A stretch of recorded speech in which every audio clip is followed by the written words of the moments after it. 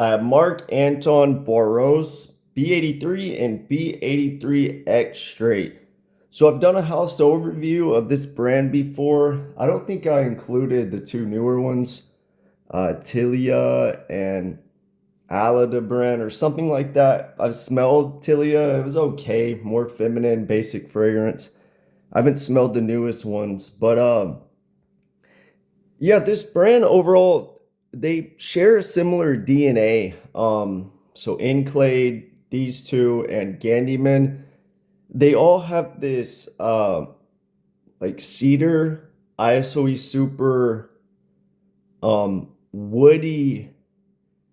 woodiness to them, I would say. Like very strong, dry. Um, I'm assuming there's an amber wood in there, but I don't know, because it's so potent. Maybe it's in Broxton, but it doesn't smell like your typical amber woody vanilla patchouli thing. I'm not sure. It's hard to describe these honestly, but they're very dry and woody, strong woody. Um, I feel like the cedar is just cranked up in the ISOE super, but there's something in there. I don't really get olfactory fatigue through these fragrances, but anyway, they all share that similar DNA. Out of all of them, I would say Gandyman is the better one. These are similar, but they're more minimal, more woody, more dry. Gandyman, the violet is the violet leaf, I believe, is toned up a lot. It's more pleasant. I still like. I don't hate Gandyman, but I don't really see the hype. I guess it's a little bit different than most fragrances and still mass appealing. These I don't see them being mass appealing. They are a little headache inducing. They are a little bit. So the notes, just to get out the way real quick. B83, the one on the left here, has saffron, black pepper, nutmeg, red chili pepper, violet leaf, musk, labdanum, amber, and Broxton patchouli, sandalwood, and oak moss. And then B83 Extrait has green apple, saffroline, oud, violet leaf, Indonesian patchouli leaf, cumin, pink pepper, Australian sandalwood, and vanilla. So I find it interesting, at least on Fragrantica, the note listing for B83 Extrait, they were more specific.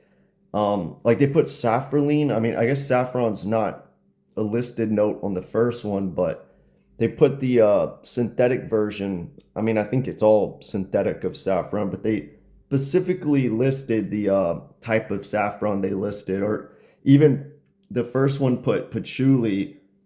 B83 Extrait put Indonesian patchouli leaf, or same thing, sandalwood in B83, 83 Extrait, Australian sandalwood. So I find that interesting. But anyway, the differences are B83 is way more minimal in my opinion. Like I'm getting this dry, woody, cedar, sandalwood mix with spice. There's a cumin in there, right? I don't think it pops out to where it's stinky or anything, but it's definitely in there. It's in a lot of masculine fragrances. I would say it's more prominent in here though. It adds this dryness, this spiciness to it.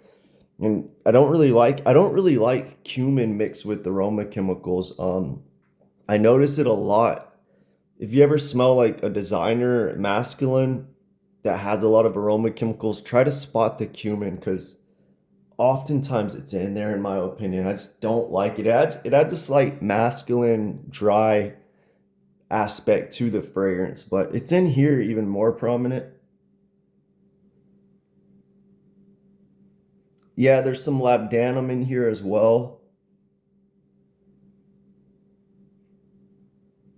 I would say it's more of labdanum than like a classic amber. Um, no, like there's really no vanilla in here to me. It's not listed either. I don't get a red chili pepper. Not getting black pepper and nutmeg. Yeah, it has a saffron note, kind of like what's used in an oud saffron mix. a little bit of Ambroxan too. But overall, it's just a woody, ISO super cumin scent with some other aroma chemicals. Uh, I would say it's just a woody scent, but like a woody scent that's has some cumin to it and a little bit of violet leaf. I would go Candyman over these. I think it needs more violet leaf to freshen it up. So the extrait version, they open they open more different than each other, and then the dry down they're similar. The extrait, you get this oody opening. It's somewhat like an Indian oud, I would say, fermented a little bit, but it has this fruitiness to it. I wouldn't say it's an all-out fruity oud, but it has fresh fruit aspects to it. And green apple is a note listed. I do think that's what I would pick is the fruit that goes with the oud.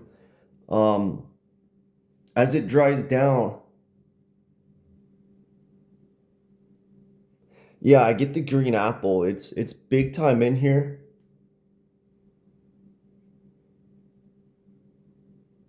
A little bit something sticky in that one. It smells more syrupy, like fruit syrup. It's kind of sticky.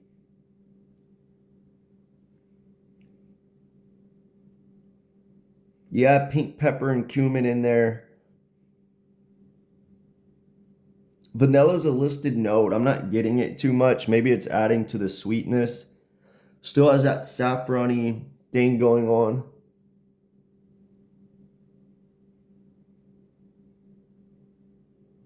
Yeah, I would say the oud dries down very synthetic. Like it opens somewhat natural in a way.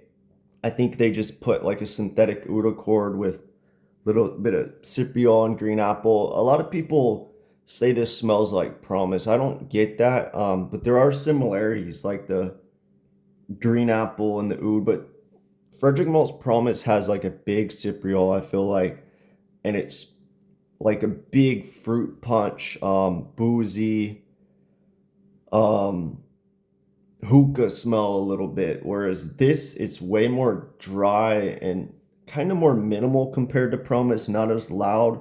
The green apple's still here though. I feel like people just smell that green apple and that synthetic oud and they think it smells like promise. Overall, I used to say I would pick the original B83 um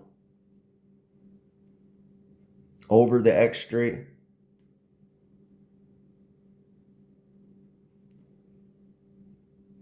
And maybe I still would. I mean, I don't like either one a lot. I guess it just depends on what you want. B83, if you want a dry, woody, somewhat clean, strong scent. And then the extrait, you still get that, but you get this added slight sweetness and a little bit of a fruitiness with a slight oud to it. It's more interesting for sure, I would say, B83 extrait.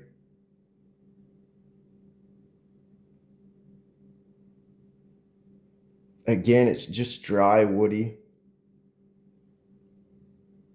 B83 smells a little more clean, the original.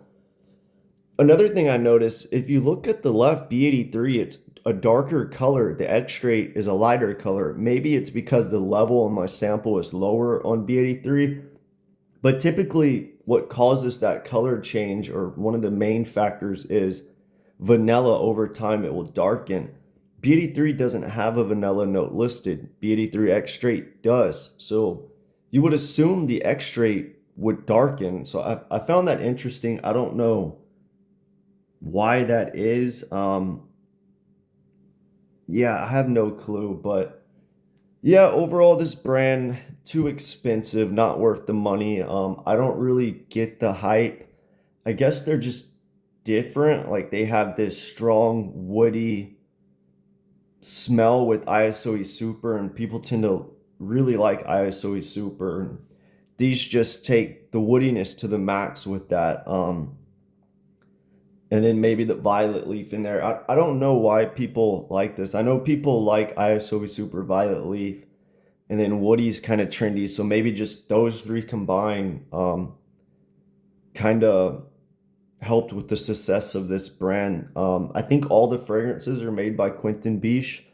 He has a he has a unique style that's really popular right now, and a lot of people don't like his fragrances. I think he's done some good ones. East Hat Liberty Orange, La Artisan. He's done some good ones for different brands, and this is kind of in his style. It's just the dry woody cumin thing is not for me. But overall, there's not much to say. You know, dry, woody, ISOE Super, cumin is B83. The Extrait is the same thing, but it opens with a kind of a fermented oud that has this fresh fruity vibe, and then it dries down to just a like a slightly sweeter, stickier, little bit of fruit version of the original B83. But yeah, let me know what you think if you smelled these.